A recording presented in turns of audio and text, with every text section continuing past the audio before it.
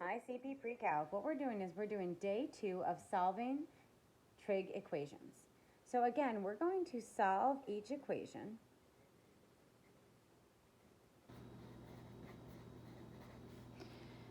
for the exact value. That means we are using our unit circle.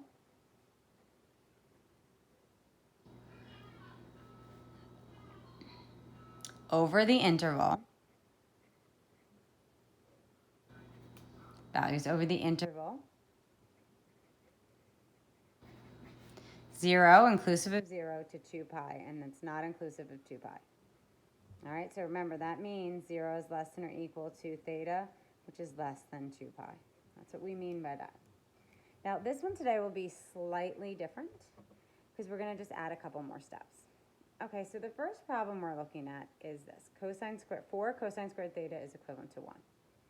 Now we're going to start by solving this the same way we solved our problems yesterday. And by doing that, the first thing that we did is we isolated our trig term. So I need to first get that cosine theta by itself. Now to isolate the trig term today, the first thing that we're going to move to the other side is that 4. And if I look here, that 4 cancels, and I'm going to get cosine squared of theta is equivalent to 1/4. Now this differs from yesterday because our trig function is squared. But when we want to solve for like x squared, so if you had an example like x squared equals 4, you would solve it using the method of x is equivalent to, I would take the positive and negative square root of 4. And you would say x would be equivalent to positive negative 2. So you would get two answers here. You'd get positive 2 and negative 2. That same logic is going to be applied over here to cosine squared theta equals 1/4. We are going to take the square root, a positive and negative square root of 1/4. Now when you do this, you take the square root of the numerator and the denominator. So you're going to get cosine theta to equal the positive and negative. Square root of 1 is 1. Square root of 4 is 2. Positive and negative 1/2.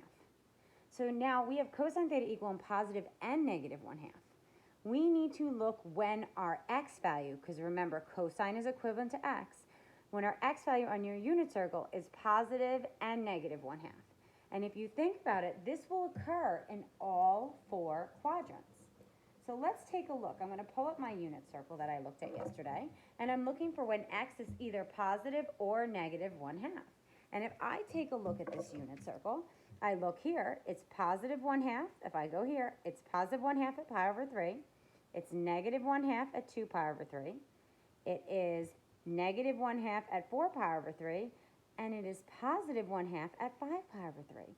I'm getting 4 answers because I have a plus and minus 1/2, as opposed to 2 answers that we got yesterday. So that means, I write that down, theta has 4 possible answers. It has pi over 3, 2 pi over 3, 4 pi over 3, and we said 5 pi over 3. And that would be the solution to this equation. And it's all because we took that square root and got a positive and negative 1/2. All right, guys, let's try another one. I have tangent squared of theta is equivalent to 1/3. Now, again, I want to isolate that tangent squared. Oh, this is my answers there. I want to isolate that tangent squared. That tangent. We already have that squared. So we have to get rid of that squared. So again, we're taking the positive and negative square root of the opposite side. So I'm going to take the positive and negative square root of 1/3. Now in the process here, we take the square root of the numerator and the denominator. So tangent of theta would equal positive negative 1, because the square root of 1 is 1, over the square root of 3. Now we do not have to rationalize this, guys, because what we're thinking is tangent is equivalent to y over x. I don't need to rationalize it because this isn't my final answer. But I need to think of what on the unit circle would simplify to 1/√3. And when I look at that unit circle, I know that a lot of times I see a square root of 3/2. So that means in the x place, I would have a square root of 3/2. And on top, what corresponds to it is a 1/2 for the y. Now watch this.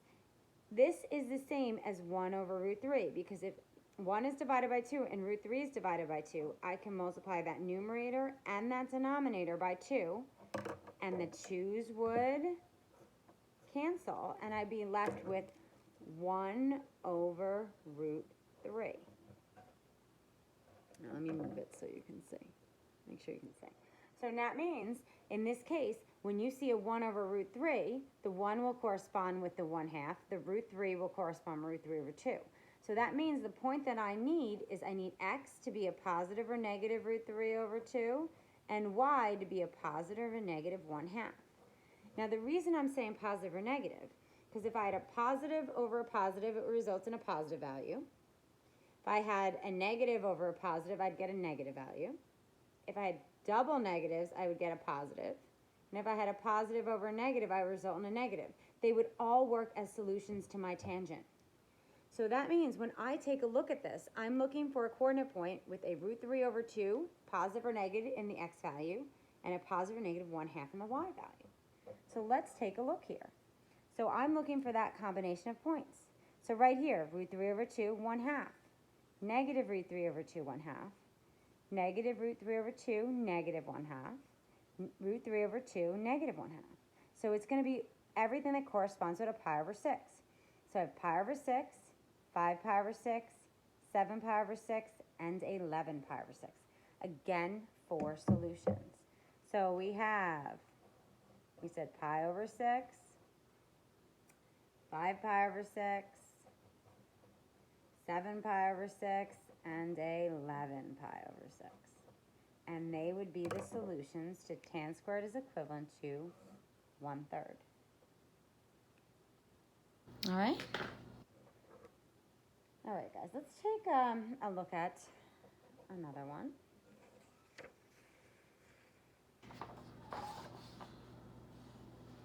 All right, let's take a look at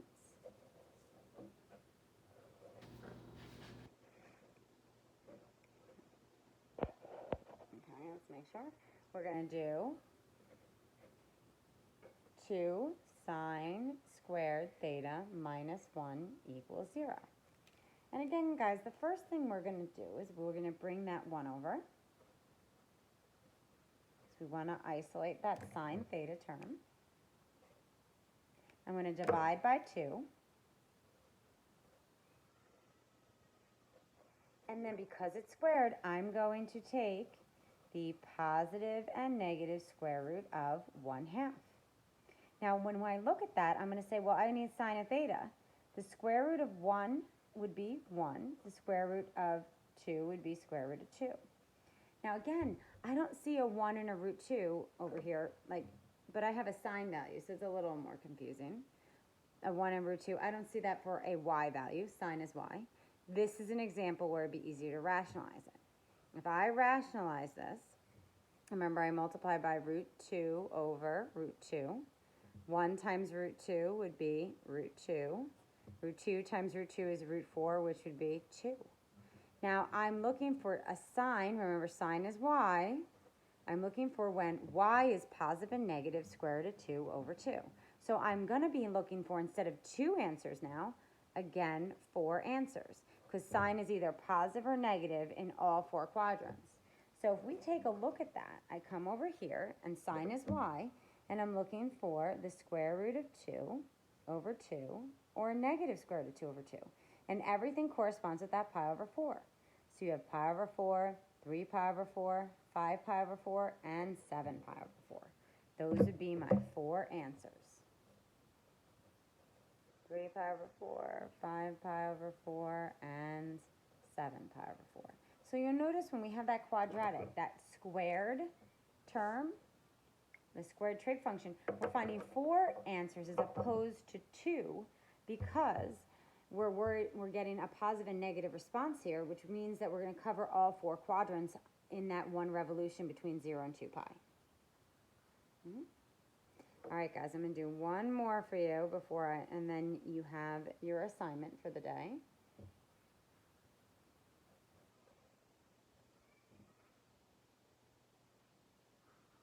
Oh, I'm sorry. Secant squared. That's it.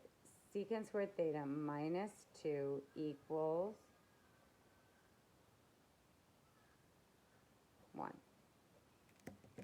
secant squared minus 2 equals 1. So the first thing we're going to do, guys, is we're going to add 2 to both sides. Oh, I'm sorry. It should be negative 1. Sorry.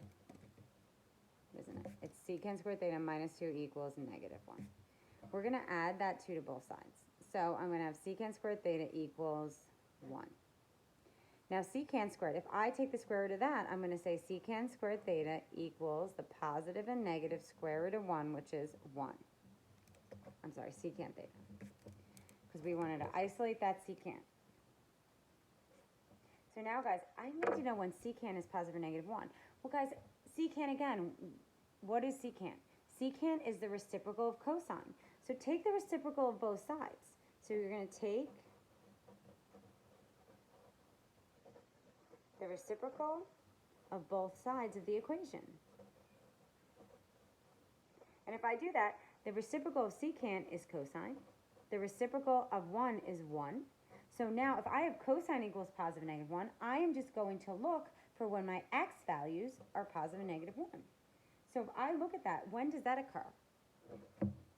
X is only going to be positive and negative 1 in 2 points here. So that's slightly different because the reason that there's not 4 is because they're not within the quadrants. They're on the axis. So they're both on the x-axis. So the only time you'll have 4 is when you have them in a positive and negative within the quadrants, not on the axis that separates them. So if I look at this problem, I know that if I look at this, I'm dealing with radians between 0 and 2 pi. 0, x is 1, and pi, x is negative 1. So here I would have 2 solutions, which would be pi and 0.